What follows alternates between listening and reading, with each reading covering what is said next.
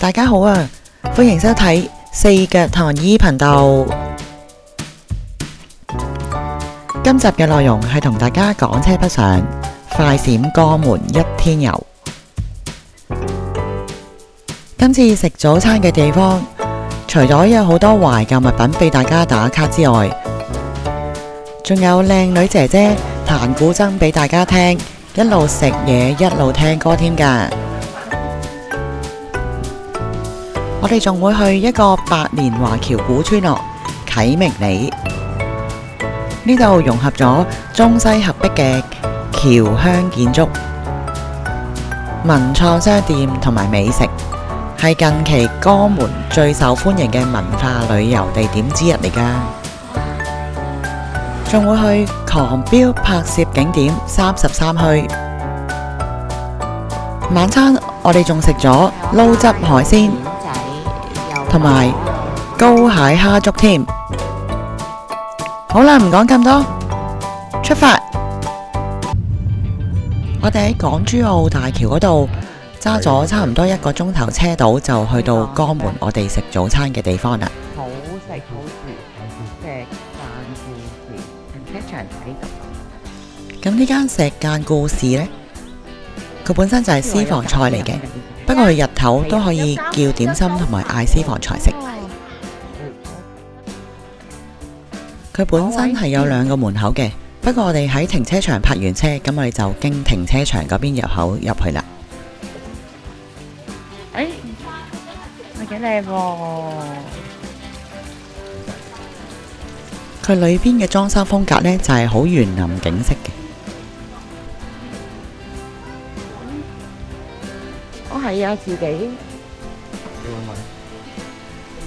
咁當日我哋去到大約係10點鐘左右，咁人流唔係太多嘅。啊，唔係話佢有咁就可以自己想坐邊就坐邊。我真係石甲，有魚啊！咩 ？BB come，BB come。哎呀，又有個咩喎？金錢筒啊嘛！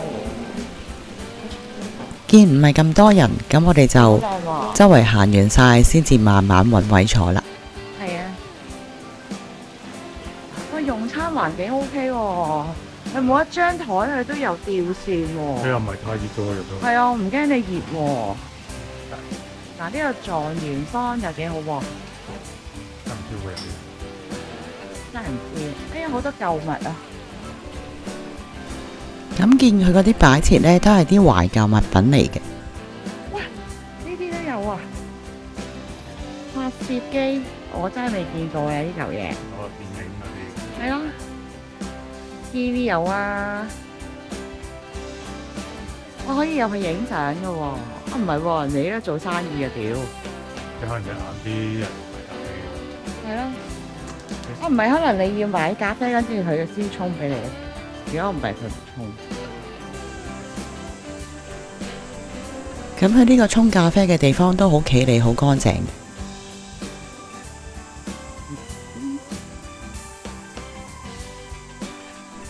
我有沿路行入去都見到佢有啲包房嘅。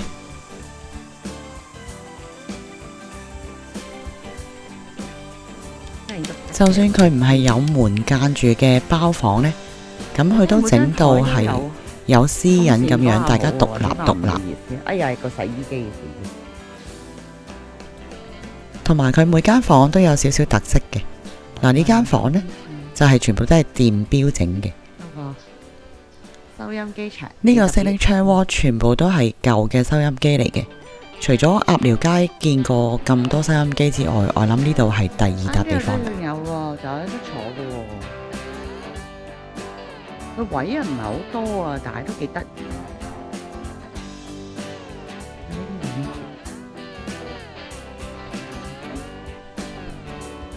BB，hello BB。見到狗仔又忍唔住抽下水添。BB。係啊 ，BB， 哎呦，哎呦，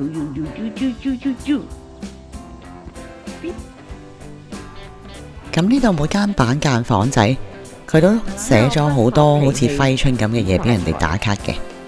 喂，富婆，喂，呢個啱我，喂，幫我影。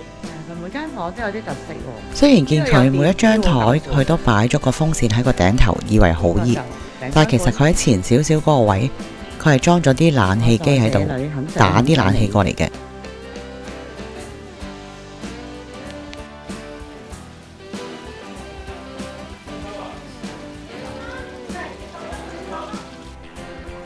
行入少少就有另一個 signature wall，就係 TV wall 啦。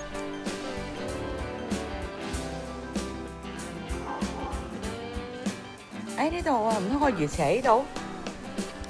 呢度嘅侍應姨姨強烈推介我嚟睇呢個魚池，啊，呢邊所以我就周圍揾到呢個魚池啦，又真係幾靚嘅。係啊，我幫呢邊又焗啲。係啦。睇完魚池，我哋就睇下餐牌有咩食啦。八寶鴨、坑仔牛。咁呢度嘅點心呢，就唔係太多款式揀嘅啫，咁所以都係嗌返平時我食嘅就算數啦。咁佢蝦餃同燒賣，佢就寫明係手工點心嚟嘅，咁我哋都有嗌到，都唔錯嘅。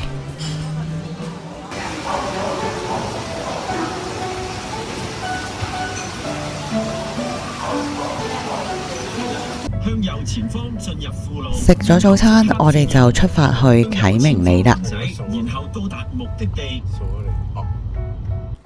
食咗江門啟明里。上網睇資料，啟明里佢又有東停車場同西停車場嘅，咁我哋就揀咗西停車場泊車。嚟到已經見到話有貓仔啦。泊好車一行出嚟就見到有一間貓咖啡，幾想行入去玩啊！因為天氣實在太熱，其實係想入去涼冷氣。有 BB 啊！我邊有隻 BB 啊！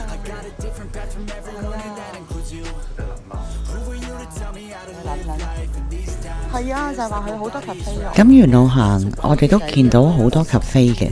咁我哋行嗰個外圍，跟住先行入去。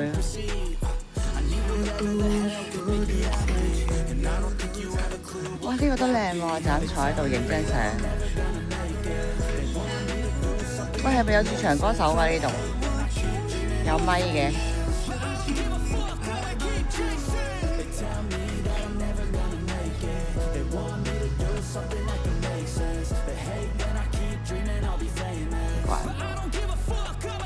咁佢周圍嘅鋪頭喺嗰啲門同嗰啲牆嗰度呢，都會畫咗啲畫啊，寫咗啲字啊，俾大家打卡嘅，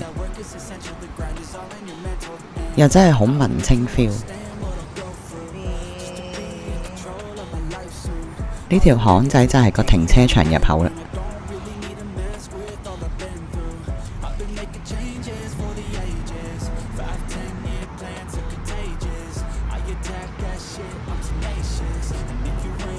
呢度周圍都會見到啲20-30年代建嘅屋仔嘅。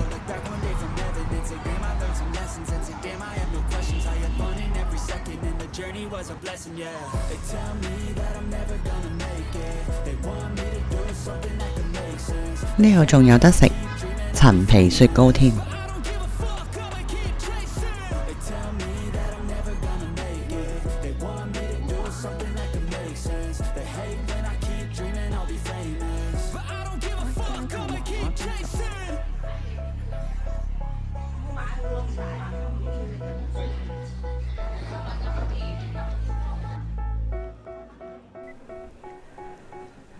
咁我哋一路行，沿路都見到佢有好多小路仔。佢似唔似嗰個叫咩？以前你老豆。雖然個感覺就好似行緊啲舊街咁樣，咁但係佢又整到好乾淨嘅，一啲都唔污糟，幾好行。呢度。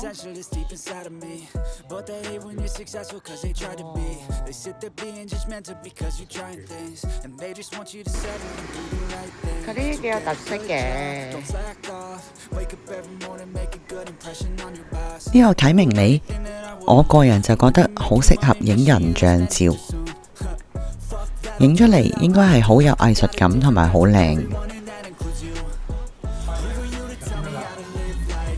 咁熱嘅天氣，行多兩行就梗係入去一間咖啡度坐下，飲下檸檬茶，爽一陣先啦。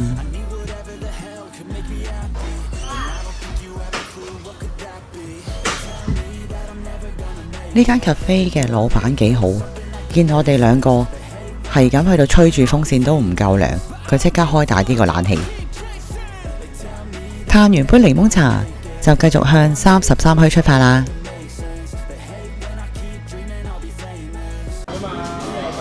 2023年，國內有一套電視劇《狂飆》嚟咗呢度取景。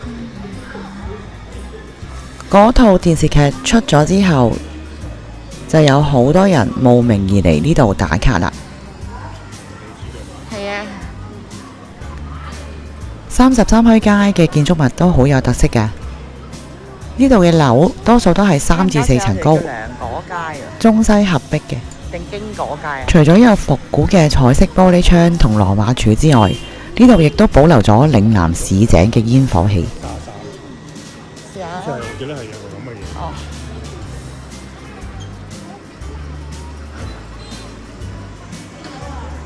我哋就沿住呢個經果街嘅斜路仔，周圍行下睇下啦。人流今日就唔算太多，都行得好舒服。只不過係個天氣太熱咁解啫。呢度周圍都掛咗狂飆嘅 poster， 髮廊同豬腳麵佢都會加個狂飆2個字落去嘅。得意喎！呢個咁大家就知道狂飆喺內地有幾 hit 啦。好得意喎！呢個沿途都有好多賣飾物同手工製品嘅檔口仔，咁我就買咗呢把扇啦。我呢個勁啊！喂，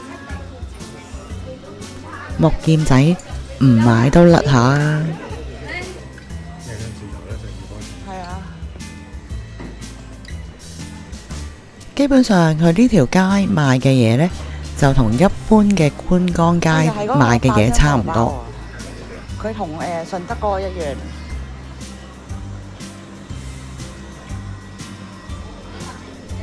個咩狀元街啊？嗰個叫咩？記唔記得啊？牛魚街係啊。仲有皮影戲體驗館，同埋喺街頭畫漫畫嘅檔口。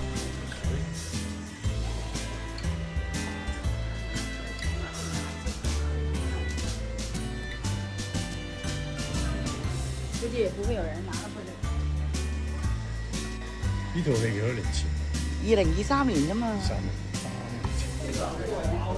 呢個非遺文化皮影戲館，其實我都未睇過皮影戲，所以就咁喺門口影一影俾大家睇，就當睇咗噶啦。33級。呢條樓梯就係我要嚟嘅33區街嘅樓梯啦。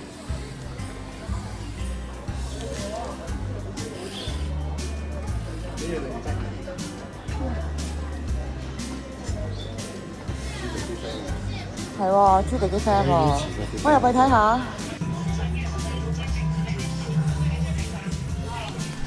呢間 Souvenir 鋪頭，佢賣嘅嘢都幾精緻嘅，個獅頭仲係蠟燭嚟嘅添，仲有用果皮整嘅磁貼，幾有創意。網上啲人話呢間咖啡係好好飲嘅，佢就正喺樓梯街嘅隔離。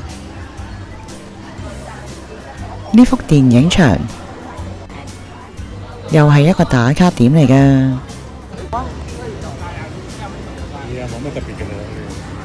咪好似上海街咁咯。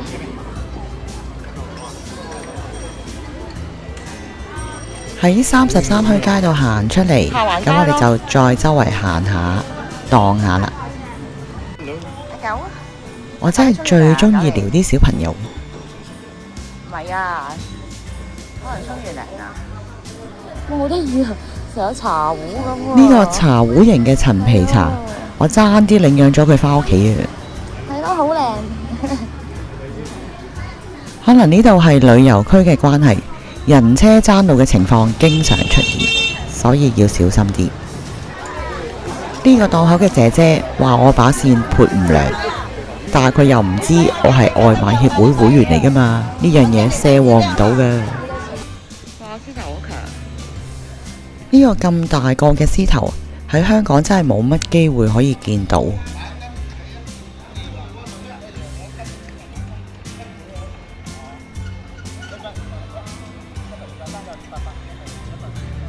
呢個廣場環境同埋乾淨度又真係幾好喎。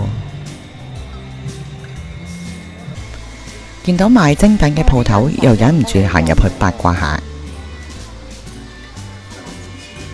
有啊，佢話你可以問店員拎啊啲字。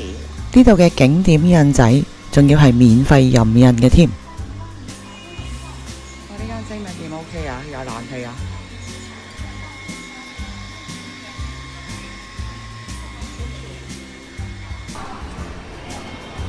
呢度嘅建築物真係好有特色㗎。天氣太熱啦，又係時候坐低休息一下。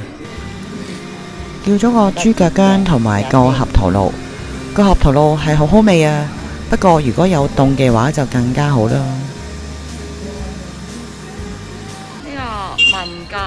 呢間民國茶樓原身我諗住朝頭早係嚟呢一度飲茶嘅，不過臨尾發現佢係冇私家停車場，又驚泊唔到位，所以就將佢擱置咗啦。循例都去街市睇下民生嘅情況，個街市估唔到係咁乾淨嘅。乾淨嘅，啲西瓜好靚喎。唔知係咪旅遊區嘅關係呢？佢呢啲魚檔本身應該地下係濕立立噶嘛，但係佢哋都整到好乾淨，唔會話呢度一笪水，嗰度一笪積咁樣，幾好。行完街市出嚟就見到一個好多年都冇見過嘅街頭剪髮檔，真係夠晒復古啊！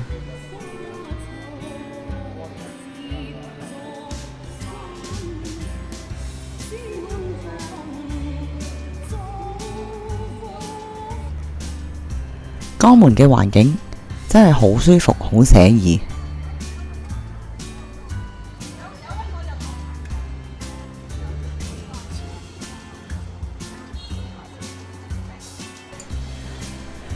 原來呢度叫做僑鄉文化遺產遊徑。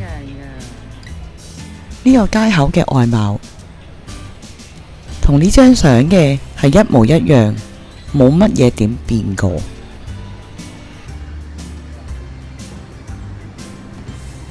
佢呢邊應該係活化區嚟嘅，佢將舊有嘅建築物再搬入新嘅元素，佢可以令到民生可以做到生意，又可以保育。呢間賣喜慶燈籠嘅鋪頭，好容易吸引到人哋行入去望下佢。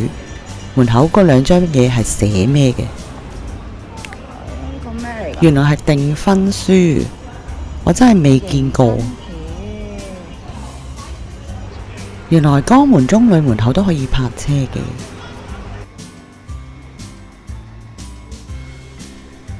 我哋就慢慢散步，行返去啟明里嗰邊啦。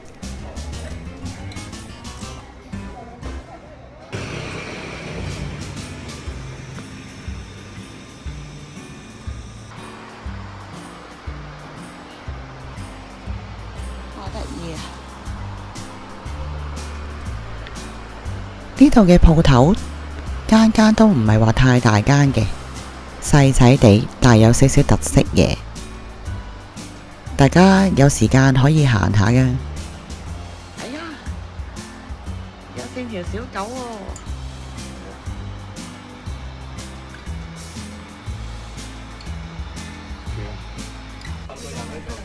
喺啟明里做得最多嘅就係坐低飲嘢啦。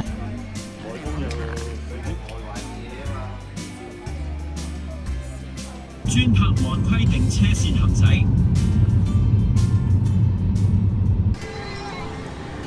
晚餐時間，咁夜晚嗰餐呢，我哋就揀咗食砂鍋粥。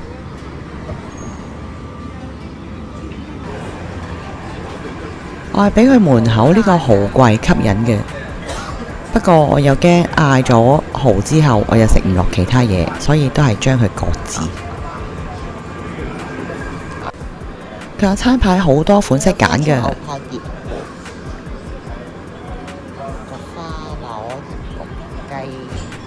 價錢仲一啲都唔貴。買姜葱生蠔30蚊半包都好落地。有蝦，有蜆仔，有螺。